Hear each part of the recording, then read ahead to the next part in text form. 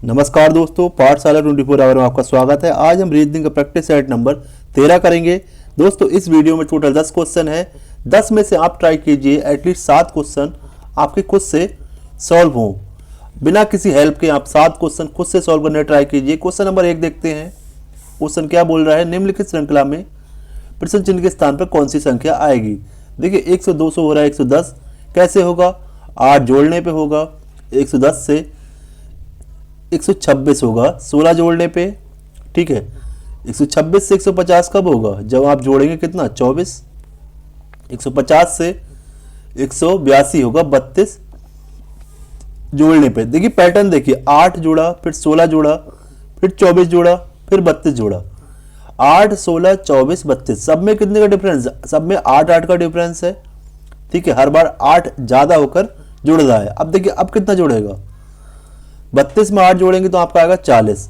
40 जोड़ेगा 182 में, 182 में जब 40 जोड़ेगा तो आपका कितना आएगा, आपका आएगा 222। ऑप्शन डी यहाँ पे सही हो गया। क्वेश्चन नंबर 2 देखिए, उस संख्या युग्म का चयन करें जिसमें दो शब्दों के बीच ठीक वही संबंध है जो संबंध दिए गए संख्या युग्म के बीच है। देखिए जो संबंध 216 और 343 के बीच है, वही संबंध किस ऑप्शन में, ये आपको बताना है। देखिए कैसे करेंगे इस क्वेश्चन को। सबसे पहले देखिए 216 किसका स्क्वायर है, क्यूब होता है। 216 स्क्वायर क्यूब होता है 6 का, और 343 क्यूब होता है 7 का। तो इतना चल गया पता कि भाई दोनों जो नंबर हैं वो क्यूब हैं, ठीक है। और जो अगला नंबर आ रहा है 6 से 7, वो एक जोड़ने पे आ रहा है, ठीक है। पहले तो आपको देखना है कि दोनों नंबर क्यूब हो, फिर जो सेकंड नंबर है वो पहले नंबर से एक ज्यादा हो, ठीक है। अब ऑप्शन हम चेक करते हैं। देखिए पहला नंबर 6 का क्यूब मिल गया। 727 जो होता है वो 9 का क्यूब होता है। देखिए पहला है 6 का क्यूब और 727 यानी दूसरा नंबर है 9 का क्यूब। तो हमें ये वाला नहीं करेंगे क्योंकि ये गलत हो गया। एक ज्यादा यानी 7 का होना चाहिए था तो मिलता हमारे, ऑप्शन सही है यहाँ पे। 1009 किसी का क्यूब नहीं होता तो ये तो गलत हो गया। अब देखिए ऑप्शन सी, 27 जो होता है वो 3 का क्यूब होता है, और 125 होता है 5 का क्यूब। हमें एक ज्यादा चाहिए था पर ये पैटर्न को फॉलो नहीं कर रहा है। क्वेश्चन हम इसमें डी में देखिए, 8 है जो वो 2 का क्यूब है, 27 जो है वो 3 का क्यूब है। ये सेम पैटर्न को फॉलो कर रहा है। ऑप्शन डी यहाँ पे सही हो गया। क्वेश्चन नंबर 3, नीचे दिए गए विकल्प में लुप्त संख्या ज्ञात कीजिए। देखिए हो क्या रहा है यहाँ पे। देखिए सबसे पहले आप सबसे बड़े नंबर कौन से कॉलम या रो में मिल रहे हैं। अब आप ध्यान से देखेंगे तो सबसे बड़े नंबर यहाँ मिल रहे हैं, सबसे बड़ी संख्या यहाँ पे मिल रही है, ठीक है। कैसे मिल रही है, देखिए 7 और 5 से कैसे भी करके आपको लाना है 144, 9 और 4 से लाना है 169, 8 और 6 से उसी प्रकार से आपको आंसर निकालना है। 7 और 5 से 144 कैसे मिलेगा, उससे पहले आप ये देखिए जो 144 है वो स्क्वायर है 12 का, 169 स्क्वायर है 13 का। अब 12 कैसे मिलेगा, देखिए 12 मिलेगा आपको 7 और 5 इन दोनों संख्याओं को जोड़ने पे। 13 मिलेगा 9 और 4 को जोड़ने पे 13 मिल गया, और 13 का हमने कर दिया स्क्वायर, आपको ये वाला मिल गया। इसी प्रकार से आप यहाँ देखिए 8 में प्लस करेंगे हम 6 को, कितना मिलेगा 14 मिलेगा। 14 का स्क्वायर कितना होता है, 14 का स्क्वायर होता है 196। ऑप्शन डी यहाँ पे सही हो गया। क्वेश्चन नंबर 4 देखिए, एक औरत का परिचय देते हुए रमन ने कहा, यह मेरे पिता के ससुर की पत्नी है। वह औरत रमन से किस प्रकार संबंधित है। देखिए ब्लड रिलेशन क्वेश्चन है, कैसे करेंगे। रमन ने कहा यह मेरे पिता के ससुर, पिता के ससुर कौन हुए, पिता के ससुर हुए आपके नाना, ठीक है। पिता के ससुर हुए आपके नाना, ससुर की पत्नी यानी आपकी कौन हुई, वो स्त्री नानी हुई। तो ऑप्शन सी यहाँ पे सही हो गया। इसमें तो पेन चलाने की भी जरूरत नहीं पड़ी आपको। देखिए क्वेश्चन नंबर 5 देखिए, उस बैनारे का चयन करें जो निम्नलिखित वर्गों के बीच सही संबंध को दर्शाता है। इंडोनेशिया, एशिया और बांग्लादेश, इन तीनों को वेन डायग्राम बनाना है। देखिए ध्यान से सोचिए अपने दिमाग में, इंडोनेशिया और बांग्लादेश किस महाद्वीप में आते हैं, इंडोनेशिया और बांग्लादेश एशिया महाद्वीप में आते हैं।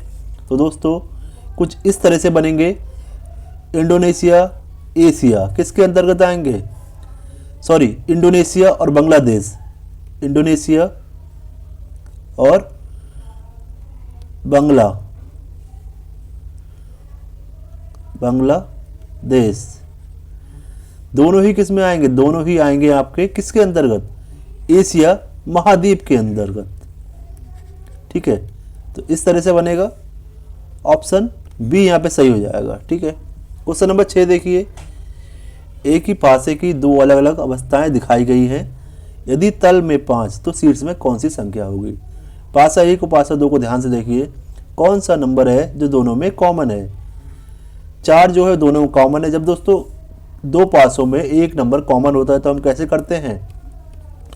पासा 1 और पासा 2 में देखते हैं। देखिए पासा 1 में कॉमन नंबर है क्या? 4। पासा 2 में कॉमन नंबर क्या है? दोनों में ही कॉमन नंबर 4 है, तो इन दोनों को एक दूसरे के नीचे लिखते हैं। अब हम क्या करते हैं? अब हम चलते हैं घड़ी की दिशा में। पहले पासे में फिर 1 आया, फिर आया 3, 4 के बाद 1 फिर 3, यहाँ पे लिख दीजिए 4 के बाद 1 फिर आया 3। ठीक है, इसी प्रकार इसमें चलिए, 4 के बाद आया 2, फिर 2 के बाद आया 6, 2 लिख दिया फिर 6 लिख दिया। अब आपको चल गया पता, 1 का अपोजिट हो गया 2, 3 का अपोजिट हो गया 6, 4 का अपोजिट 4 तो नहीं होगा, 4 का अपोजिट वो नंबर होगा जो अभी तक यहाँ पे नहीं दिख रहा है। तो कौन सा नंबर नहीं दिख रहा है? 5 नहीं दिख रहा है। ठीक है, तो 4 का अपोजिट 5 हो गया। आपसे पूछा क्या था? तल में 5 तो शीर्ष में क्या होगा? तल में 5 और शीर्ष में क्या होगा? 4 होगा। ऑप्शन बी यहाँ पे सही हो गया। क्वेश्चन नंबर 7 देखिए, दिए गए बैनारेख में लड़के व्रत लड़कों को, देखिए हमने यहाँ लिख दिया है व्रत जो है वो लड़कों को, त्रिकोण विवाहित को, जो त्रिभुज है विवाहित को दर्शाता है, वर्ग उन लोगों को दर्शाता है जिसके पास जानवर है। देखिए जो वर्ग है वो जानवर वाले लोग हैं। कौन सा क्षेत्र? उन लड़कों को दर्शाता है जो विवाहित हैं परंतु जिसके पास जानवर नहीं है। देखिए जानवर नहीं है तो इसका मतलब क्या हुआ? ये वाला पार्ट नहीं आएगा, जानवर नहीं है, ये वाला पार्ट जो है वो नहीं आएगा, इसको आप हटा सकते हैं। बचा क्या?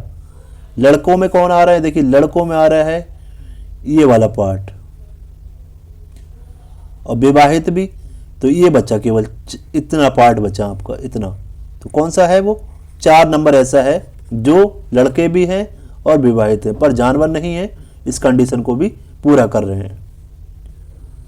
क्वेश्चन नंबर 8 देखिए, गणित कार्य में रमण के जितने सही हुए उससे 3 गुने गलत हुए। ठीक है, जितने सही हुए उसके 3 गुने गलत, यानी सही हुए x, गलत हुए 3x। ठीक है, यदि उसने कुल मिलाकर 72 सवाल बनाए तो उसने गणित कार्य में कितने सवाल सही बनाए? कुल मिलाकर कितने बनाए? 72। x प्लस 3x बराबर हो जाएगा 72। सॉल्व कर लीजिए, 4x बराबर 72, x बराबर कितना आएगा? 72 डिवाइड बाई 4, 4 एकम 4, 4 अट्ठे 32 यानी 18 क्वेश्चन है उसने सही बनाए हैं। क्वेश्चन नंबर 9 देखिए, क्वेश्चन क्या बोल रहा है? यदि a का अर्थ है डिवाइड, ठीक है, a बराबर क्या है? डिवाइड, b बराबर क्या है? मल्टीप्लाई, ठीक है, और c बराबर क्या है? c का अर्थ है प्लस, d का अर्थ है माइनस। ठीक है, d का अर्थ माइनस है। सारे जो हैं वो इसमें रखने हैं आपको। ठीक है, 12 12 4 5 1, 12 और 12 के बीच b आया, b का मतलब क्या हुआ? मल्टीप्लाई हुआ। 12 और 4 के बीच a है, a का मतलब क्या है? डिवाइड है। ठीक है, और 4 और 5 के बाद बीच में क्या है? c का मतलब क्या है? प्लस। 5 और 1 के बीच क्या है? d का मतलब क्या है? माइनस। सॉल्व कर लीजिए। सबसे पहले हम डिवाइड करेंगे बॉर्ड मास के रूल से। 12 को डिवाइड किया 4 से तो कितना आएगा? 4 आएगा, सॉरी 3 आएगा। फिर 5 जोड़ा, माइनस 1 किया। अब 12 मल्टीप्लाई 3 से किया तो कितना आया? 36 प्लस 5 माइनस 1। 5 में से घटाएंगे तो 4 आएगा। 36 और 4 कितना हो गया? 40 हो गया। ऑप्शन बी यहाँ पे सही हो गया। क्वेश्चन नंबर 10, 5 लोग एफ जे एन आर और बी एक वृत्ताकार मेज के चारों ओर केंद्र की ओर मुख करके बैठे हैं, लेकिन जरूरी नहीं इसी क्रम में जे एफ के तुरंत बाएं को है। ठीक है, सीधे बनाते हैं हम डायग्राम को। 5 लोग हैं, ठीक है,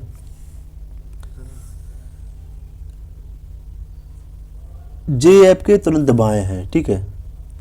जे जो है वो ऐप के तुरंत बाद है, तुरंत बाएं है, ठीक है। ऐप का बाएं इस तरफ ही होगा ना, ठीक है। एन ऐप के बाएं को दूसरे स्थान पे है। एन जो है वो ऐप के बाएं पहला दूसरे स्थान पे आ गया।